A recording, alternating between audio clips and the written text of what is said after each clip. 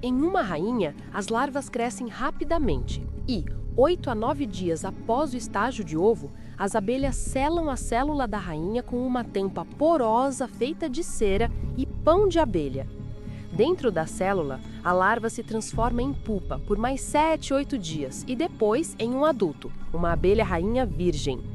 A primeira coisa que a rainha virgem faz ao emergir da célula é matar impiedosamente suas rivais, outras jovens rainhas. É por isso que as abelhas colocam várias rainhas, para garantir que apenas a mais forte, saudável e ágil sobreviva. Tudo acontece aqui de acordo com as leis naturais. 3 a 4 dias após emergir da célula, a rainha virgem começa a realizar voos de orientação. Ela precisa se familiarizar com a área e os arredores. Isso leva vários dias, pois a rainha precisa se acostumar a voar rápido. Ela está se preparando para um evento épico, o voo nupcial. E não estamos exatamente... Para os machos afortunados, tudo acaba quase assim que começa. Literalmente tudo, inclusive a vida. Tendo alcançado a rainha, o zangão estende seu órgão reprodutivo, o endofalo, e o insere no abdômen da fêmea, injetando todo o esperma sob enorme pressão. Nesse momento, o zangão literalmente espreme todos os seus recursos, usa quase toda a hemolinfa do corpo para criar um impulso explosivo de fluido, um tipo de hidrochoque, que às vezes pode até ser ouvido sem equipamento especial. Claro que o zangão morre instantaneamente depois disso. Seu abdômen é rasgado em pedaços e o endofalo se desprende, permanecendo na rainha. O zangão morto cai sem vida ao chão, mas em poucos minutos o próximo chega à rainha, remove a extremidade decepada do antecessor e repete o mesmo destino. É assim que uma dúzia ou duas de zangões terminam suas vidas. Para a rainha, no entanto, tudo está apenas começando. Ela agora carrega um tesouro inestimável, o esperma de várias dezenas de zangões. Isso é valioso porque a fêmea acasala apenas uma vez na vida e carrega esse esperma pelo resto da vida, usando-o conforme necessário para fertilizar seus óvulos. A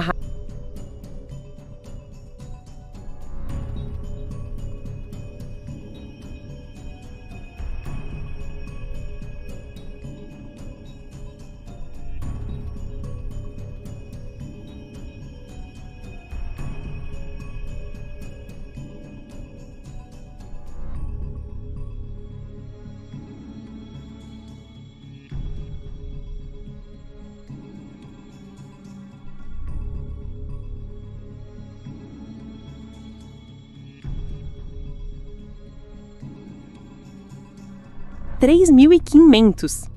Com um tamanho médio de cerca de 1 milímetro por ovo, o volume total desses milhares de ovos por dia pode ser maior do que o próprio corpo da rainha. Parece estranho, mas é exatamente assim que acontece.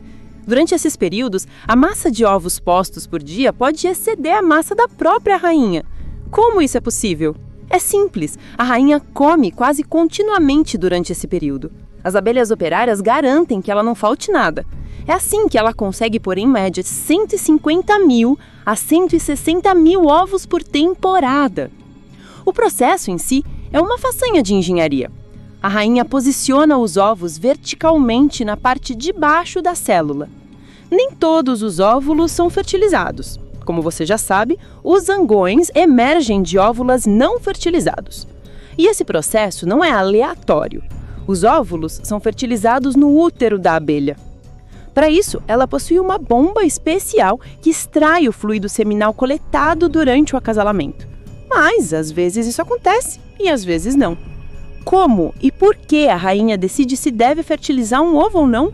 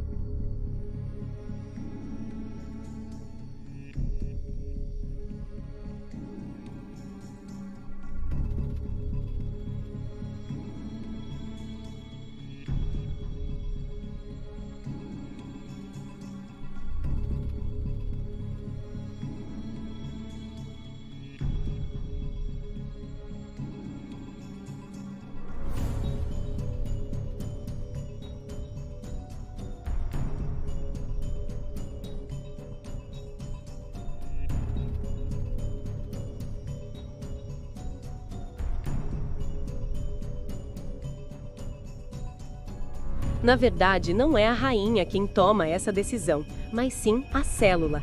Em sentido figurado, claro. Não estávamos brincando quando dissemos que a postura de ovos é uma façanha de engenharia. Veja como funciona.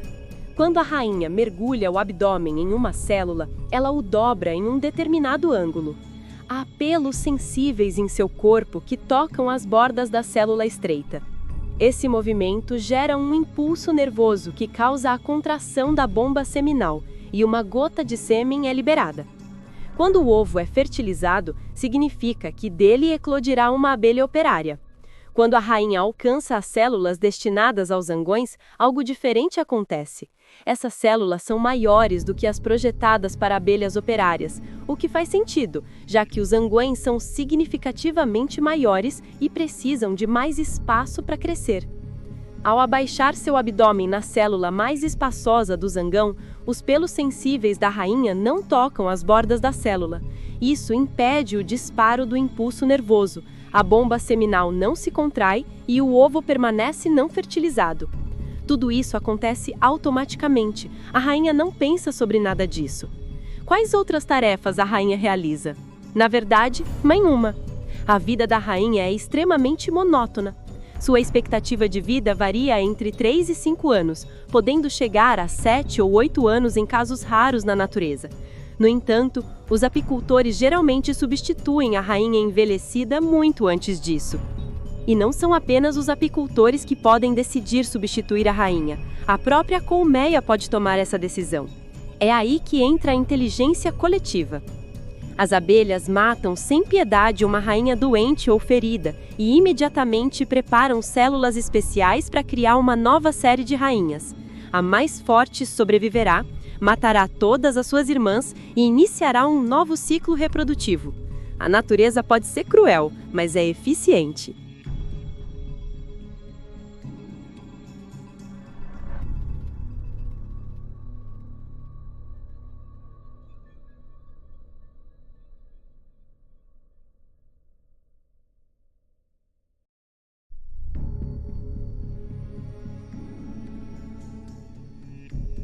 Embora o instinto da colmeia seja racional e frio, há momentos de misericórdia. Às vezes, a rainha aposentada é autorizada a viver um pouco mais, até que a jovem comece a botar ovos. Nesse período, 2 rainhas podem coexistir na colmeia, mas, eventualmente, a rainha mais velha é morta ou expulsa. Neste último caso, ela está condenada a morrer de fome.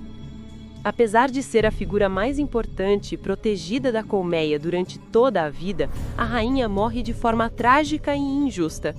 Sua vida é extremamente repetitiva, algo que definitivamente não se aplica às abelhas operárias, cujas histórias de vida são fascinantes. O desenvolvimento de uma abelha operária do ovo ao inseto adulto dura 21 dias, 3 dias como ovo, 6 dias como larva em célula aberta e 12 dias como larva e pupa em célula selada. Ao final desse processo, a abelha mastiga a tampa da célula e emerge. A jovem abelha recém-emergida é muito fraca, mal consegue andar.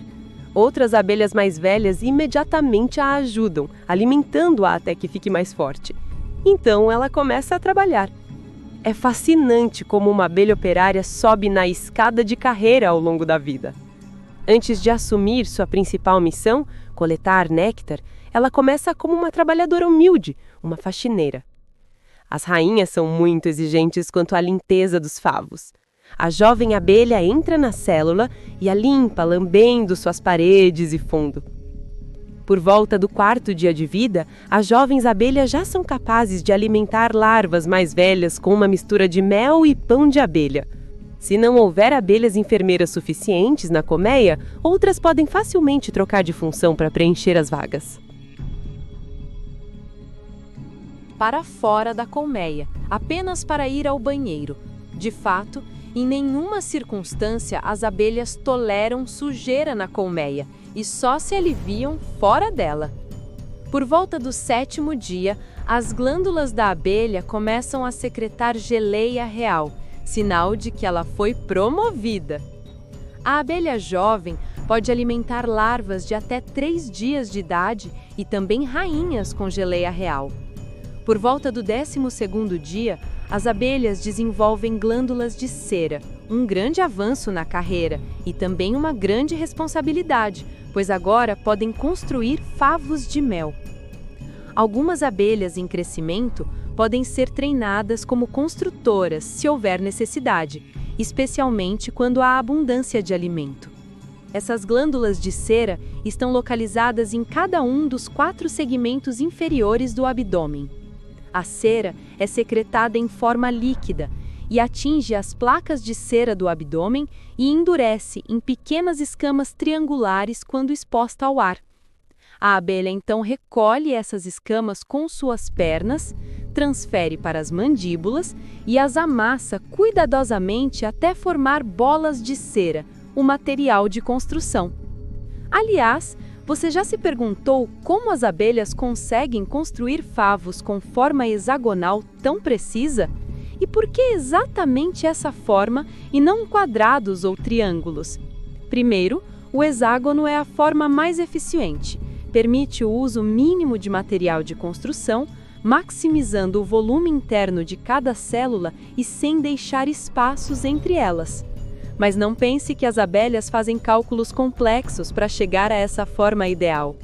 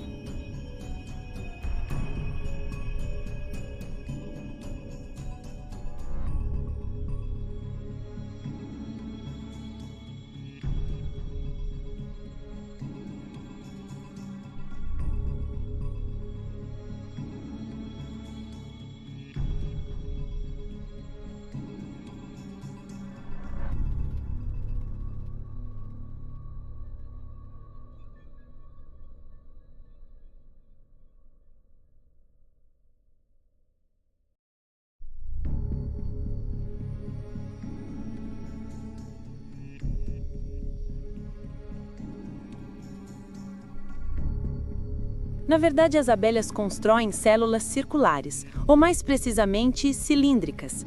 São as leis da física que transformam essas células em hexágonos. As abelhas preenchem os espaços entre os cilindros com cera.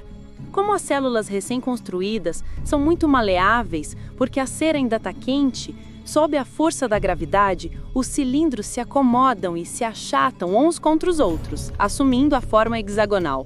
No entanto, nem tudo se resume à física. As abelhas influenciam esse fenômeno natural ao construir as células em ângulos específicos, para que, após a deposição e solidificação, fiquem na posição desejada. É como se soubessem que a forma cilíndrica não é definitiva. Elas até usam suas cabeças como prumo para ajustar o ângulo dos favos e a espessura das paredes. Por fim, as abelhas jovens são responsáveis por receber o néctar das abelhas forrageiras que retornam à colmeia. É nesse momento que ocorre o mistério da produção do mel. Veja como funciona. Em média, o néctar fresco contém cerca de 50% de água, podendo variar de muito líquido a mais espesso. Ele não pode ser armazenado assim, pois fermentaria rapidamente. Por isso, o processamento começa no papo da abelha forrageira. Ao retornar à colmeia, ela passa o néctar para uma abelha operária receptora que o suga com sua tromba diretamente da boca da forrageira. A abelha receptora mastiga o néctar por um tempo, continuando o processo iniciado pela forrageira. Ela então libera o néctar na ponta da tromba e o engole novamente. As enzimas da saliva da abelha quebram os açúcares complexos em açúcares simples, glicose e frutose. Esse processo é repetido cerca de 240 vezes com o mesmo gole de néctar. Depois, o néctar processado é colocado nos favos, mas ainda não é mel. É preciso remover o excesso de umidade. Isso é feito transferindo o néctar de célula em célula até que a água evapore, reduzindo o conteúdo para cerca de 21% do volume. Esse processo leva de 8 a 10 dias. Durante esse tempo, o mel já está formado, mas ainda é líquido e imaturo. Para acelerar a evaporação da água, as abelhas abanam o néctar com suas asas. Centenas delas fazem isso ao mesmo tempo. Então, quando você ouvir um zumbido intenso perto da colmeia, saiba que as abelhas não estão apenas voando, mas trabalhando como ventiladores. Quando o xarope no favo atinge a consistência ideal, as células são seladas com cera, finalizando a produção do mel. O selo de cera colocado pelas abelhas sobre o mel é uma espécie de marca de qualidade. Ele indica que o mel está pronto, não vai estragar e nenhum ar pode entrar no favo selado. Antes disso, a composição do néctar é enriquecida com enzimas e praticamente esterilizada. Todos esses processos transformam o néctar em mel. Nesse estado, o mel pode ser armazenado não apenas por anos, mas por séculos, permanecendo não apenas comestível, mas também delicioso. Em geral, abelhas jovens com idade entre 15 e 18 dias, que ainda não foram promovidas a forrageadoras, continuam realizando muitos outros trabalhos na colmeia. Elas frequentemente mudam de função e dominam uma variedade de profissões, conforme necessário. Por exemplo, algumas são convocadas para cumprir o dever militar, guardar o ninho. Esse é geralmente um dos últimos empregos das abelhas jovens. Mas quem exatamente os guardas protegem? A colmeia está cercada por perigos. Outras abelhas, vespas, criaturas diversas, até ursos. Muitos animais, especialmente pássaros, não se importariam de comer as próprias abelhas. Por isso, alguns indivíduos são chamados para servir nas forças de fronteira, por assim dizer. A posição de guarda não é permanente. Algumas abelhas servem por um dia, outras por uma semana. A idade de recrutamento varia entre 1 e 3 semanas de vida.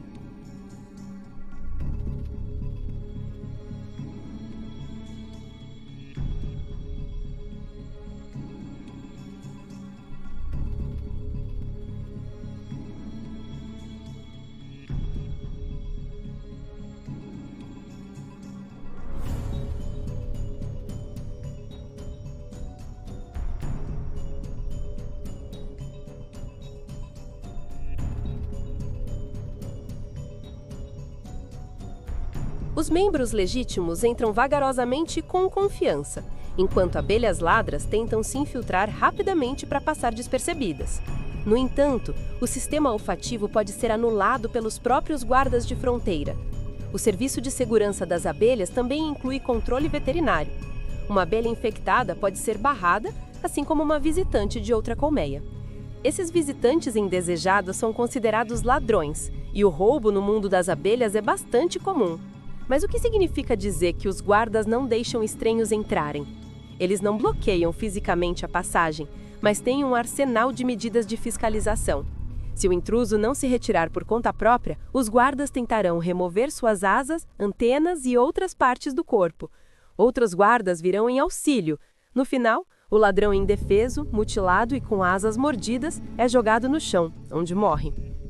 Os ferrões não são usados nesses casos. São reservados para ameaças maiores. A equipe de segurança não é fixa e pode crescer rapidamente em resposta a um alarme. Esse sinal é acionado pelo ferrão, que libera um feromônio chamado acetato de isomil.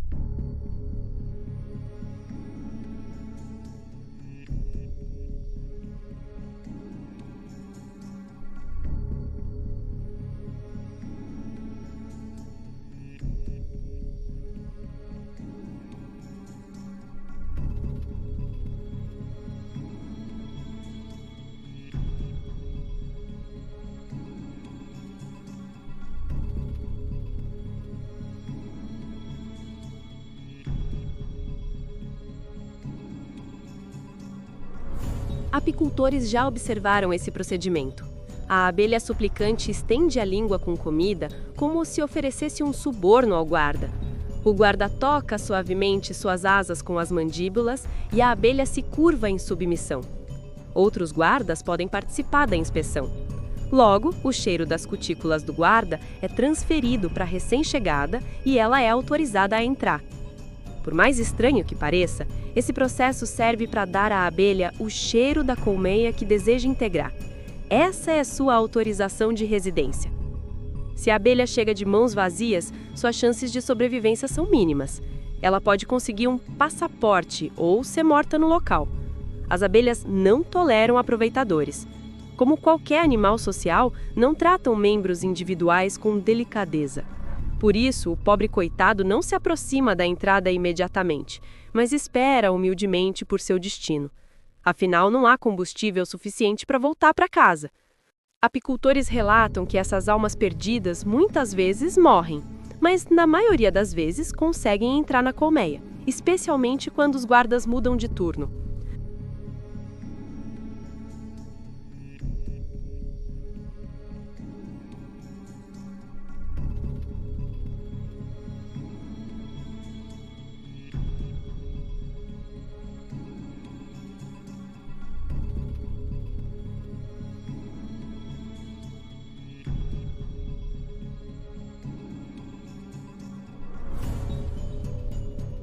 É outro feito de engenharia. Quando voam de flor em flor, as abelhas coletam pólen usando eletricidade. Sim, não é brincadeira. O corpo da abelha é densamente coberto de pelos, até nos olhos. E ao voar, esses pelos acumulam carga estática.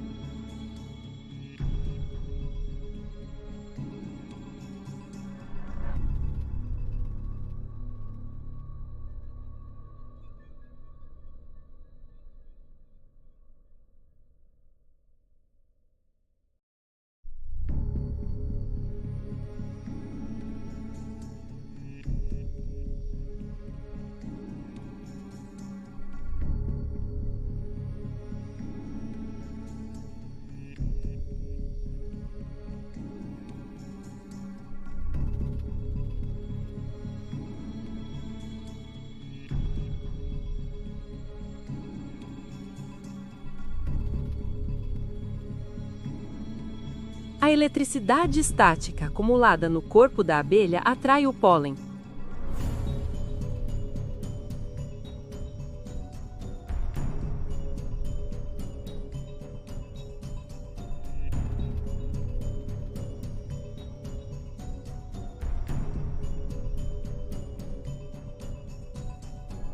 O éter.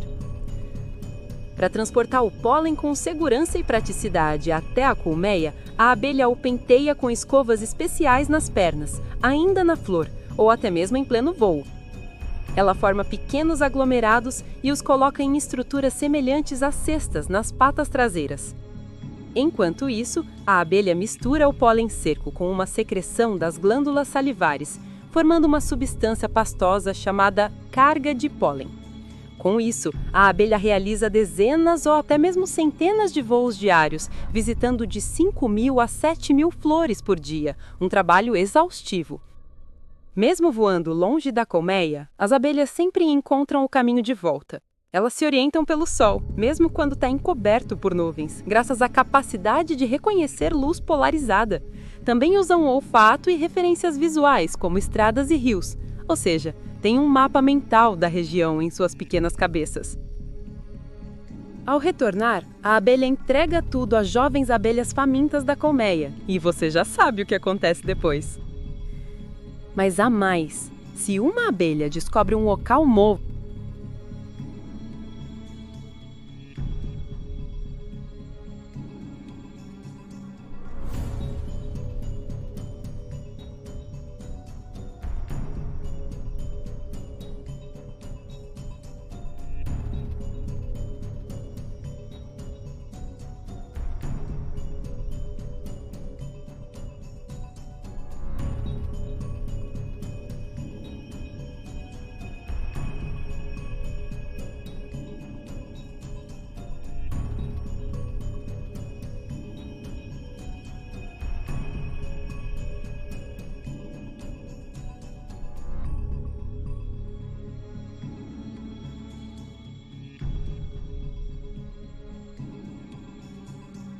dançando, saiba que ela não está se divertindo, está trabalhando duro. A vida de uma abelha operária é de trabalho árduo e dedicação à colônia. Embora tenha potencial para viver vários anos, durante a temporada ativa, ela vive apenas de 30 a 40 dias, pois literalmente trabalha até a morte. Quando sente que está prestes a morrer, voa para fora da colmeia para não incomodar suas irmãs com a remoção do corpo. Morre livre em pleno voo.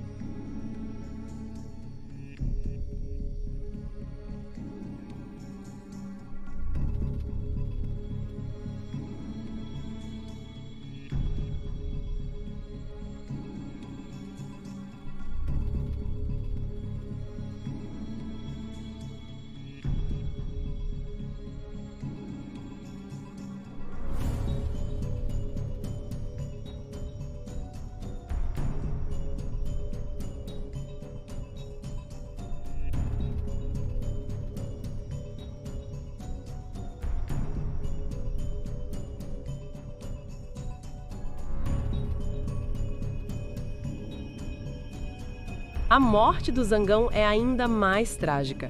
Mas antes, vamos falar sobre sua vida. Os zangões nascem de óvulos não fertilizados, ou seja, não têm pai, apenas mãe, e são essencialmente clones da rainha. Isso parece estranho, já que não se parecem com ela, mas são geneticamente idênticos. A diferença está na dieta especial durante o desenvolvimento. O zangão leva cerca de 40 dias para se desenvolver completamente. São 24 dias do ovo até o nascimento, mas ele não está pronto para acasalar logo após nascer. Leva mais 14 a 16 dias para amadurecer. Só então está apto para fertilizar uma rainha virgem, uma missão reservada a poucos escolhidos. A maioria dos zangões nunca encontra uma rainha. E o que fazem durante o verão? Talvez ajudem as operárias? Na verdade, a vida do zangão parece uma piada cruel da evolução. Enquanto as operárias trabalham sem parar, o zangão vive sem fazer praticamente nada, apenas comendo, literalmente. O zangão consome de 3 a 4 vezes mais mel e pão de abelha do que uma operária. Ele voa por prazer, toma sol e se diverte, e ninguém reclama. Pode até entrar em outra colmeia sem ser questionado, sendo bem recebido. Lembra da humilhação que uma abelha operária sofre ao tentar ser aceita em uma colmeia estrangeira? Os zangões, por outro lado, são aceitos sem qualquer resistência. O máximo que podem fazer para ajudar é participar da ventilação da colmeia, batendo as asas junto com as operárias para resfriar o ambiente. Mesmo que quisessem coletar néctar ou pólen, ou construir favos, não poderiam, não têm as ferramentas necessárias. A natureza não os preparou para isso.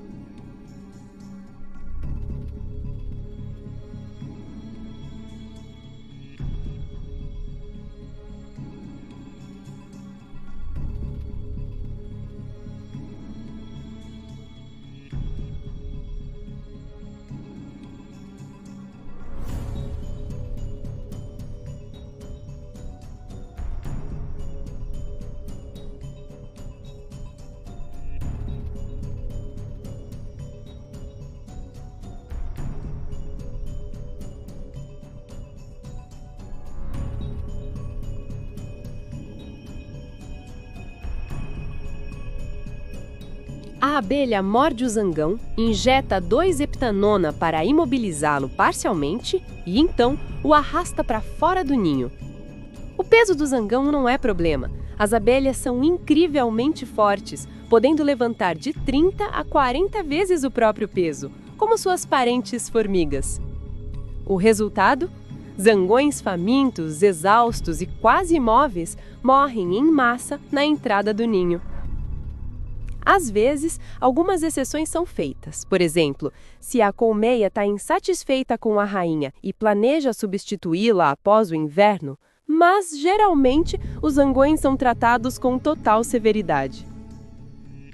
Falamos sobre rainhas, operárias e zangões. Mas há uma quarta entidade no mundo das abelhas que muitos cientistas acreditam possuir alta inteligência, talvez até uma forma de mente coletiva, a colmeia.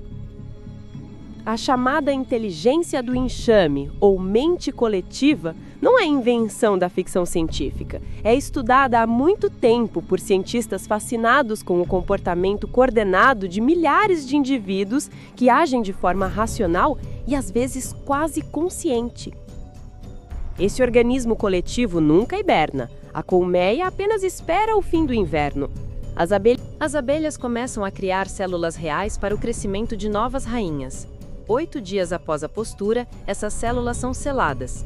2 ou 3 dias depois, o enxame sai da colmeia, geralmente em um dia quente e ensolarado, antes do meio-dia.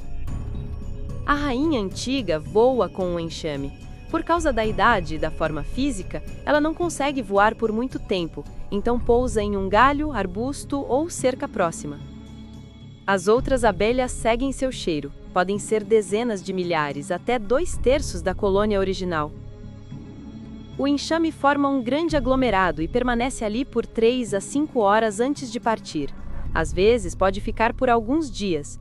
Durante esse tempo, ocorre algo surpreendente: debates e votações. Enquanto o enxame aguarda, abelhas exploradoras voam em todas as direções em busca de um novo local para a colônia. Ocos de árvores, troncos, casas de pássaros, sótãos, etc. Os critérios principais são proteção contra o clima e predadores, além de espaço suficiente para armazenar mel e pólen para o inverno. Quando encontram locais adequados, retornam ao enxame e realizam a dança do agito para compartilhar a informação. Cada abelha traz dados de diferentes lugares e tenta convencer as outras. Outras abelhas visitam os locais indicados e, se aprovarem, também dançam na mesma direção, confirmando o apoio. Esse processo se repete até que uma direção seja escolhida pela maioria. Quando o consenso é alcançado, o enxame parte imediatamente para novo local. Um exemplo notável de sociedade democrática entre criaturas tão pequenas. Embora o comportamento de enxameação seja compreendido, outras decisões coletivas das abelhas permanecem um mistério. Por exemplo, apicultores às vezes observam o fenômeno conhecido como Colony Collapse Disorder, quando as abelhas abandonam a colmeia no outono mesmo com alimento suficiente para o inverno. Ninguém sabe ao certo por quê. Isso nos leva de volta ao início. Apesar de toneladas de literatura científica sobre abelhas, ainda sabemos muito pouco sobre elas. As abelhas foram os primeiros insetos domesticados, ou pelo menos consideramos isso, mas talvez elas tenham outra opinião. Elas provavelmente não nos veem como mestres, talvez nem como seres. Estão aqui há 100 milhões de anos, nós apenas 100 mil. Para elas, somos apenas um fenômeno estranho e passageiro da natureza, que começou e terminará tão repentinamente quanto começou.